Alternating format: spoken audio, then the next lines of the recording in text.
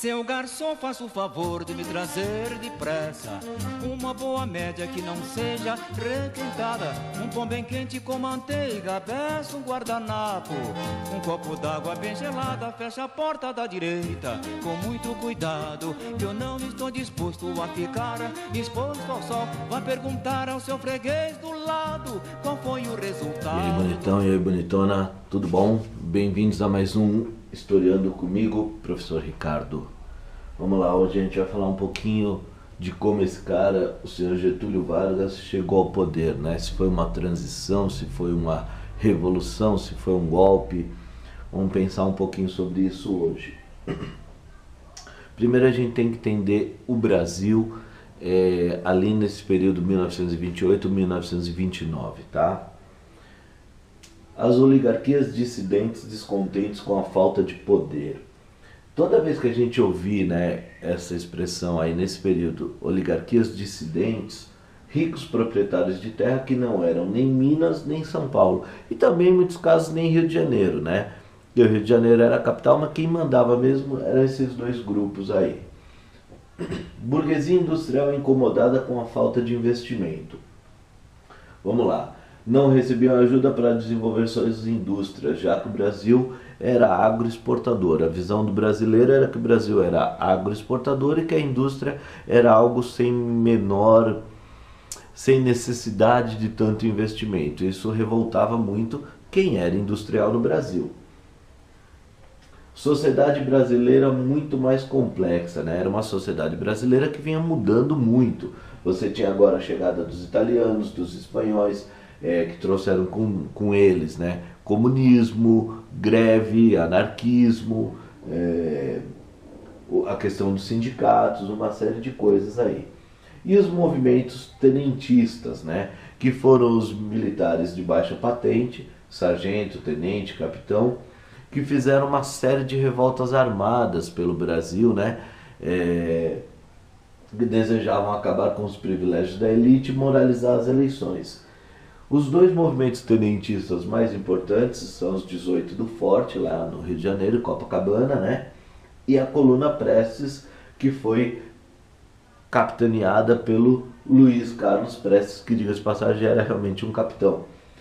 Quem quiser saber um pouquinho mais da história do Luiz Carlos Prestes, assista o filme Olga Benário, muito legal. É um baita filmaço, não deixa nada a dever para os filmes internacionais aí. Gente, vamos entender um pouco o que está acontecendo com o mundo antes de falar de Brasil. 1929, queda da Bolsa de Nova York. Os Estados Unidos vão à falência. Os Estados Unidos são o maior comprador de café brasileiro. E aí eu pergunto, os Estados Unidos vão continuar comprando café? Óbvio que não. Está no poder nesse momento um cara chamado Washington Luiz, que é um carioca que está no poder representando São Paulo. Quem deveria entrar no poder agora, seguindo o acordo da República Café com Leite, se está no poder um representante de São Paulo, deveria ser agora um representante de Minas Gerais. Mas São Paulo vai quebrar esse acordo. São Paulo vai pensar o seguinte: um mineiro não vai cuidar das questões do café como um paulista, e vai indicar para a próxima eleição Júlio Prestes, quebrando aí o conceito da República Café com Leite. Os mineiros vão ficar muito pé da vida e vão se juntar ao grupo dos dissidentes e vão formar aí a oposição, né, a Aliança Liberal. Então, nas eleições de 1930, nós vamos ter, de um lado, o governo, né, com a República Café com Leite, futuro candidato era o representante de São Paulo, Júlio Prestes, e a ideia era dar continuidade ao sistema que já existia. Na oposição você tem a Aliança Liberal, o candidato era Getúlio Vargas e o candidato a vice-presidente era João Pessoa.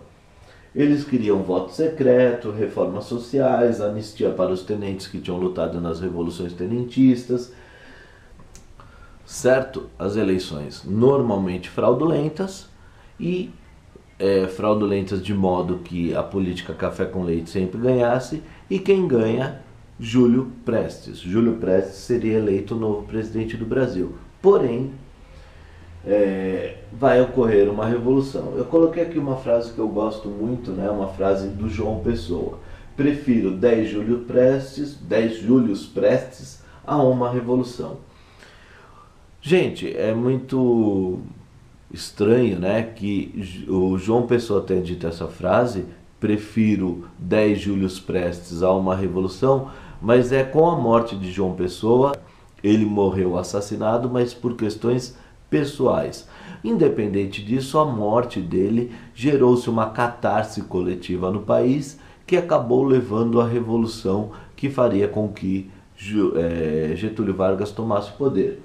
João Pessoa é assassinado e é o estopim de uma revolução. Em 3 de outubro de 1930, tropas partem do Rio Grande do Sul para depor o presidente.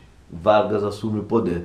Vale dizer que as tropas partiram do Rio Grande do Sul a cavalo, mas Getúlio Vargas veio de trem.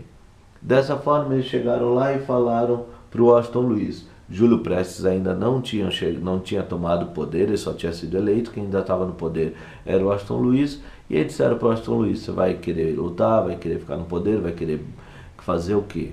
E ele simplesmente saiu do poder e o senhor Getúlio Vargas assume. E a partir daí já é outra história. Galerinha, espero que tenha ajudado. Espero que vocês estudem, vão bem nas provas, vestibulares e afins que vocês tiverem para fazer. Acho que é isso. Curtiu, dá um like. Não curtiu, bota suas críticas aí. Pode me xingar à vontade. Na subida do morro me contaram particular e tal, tem que você bateu na minha nega. Isso não é direito, bater numa mulher que não é sua. Deixou a nega quase nua.